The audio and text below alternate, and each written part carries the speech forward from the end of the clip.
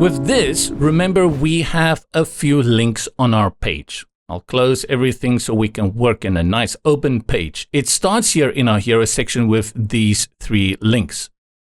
We've already set up the ID for the About Me section. What we do is click on the button, go to the side panel on the left, and where you see link, you do exactly the same we did earlier, and you just put in the name of the section, which in this case is About. Next is View Gallery.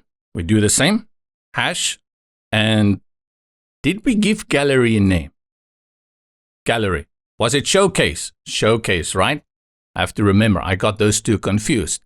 Commission work is our contact form. We want to send them there, so hash contact. I think we have 2 more. Again, commission work over here. Hash contact. And 1 more here. This is more information on the workshop. And let's make this contact as well. What I would like to do for this one is actually create a pop-up, but I'm not going to do this in this module. And we've set up all the links. Time to test, save. To the front end, reload the page. Let's see, View Gallery. Yes, our showcase, commission work to the bottom. And this one here, commission work, that works. And 1 more. There's 2 commission. This was 1. Oh, that's the only one.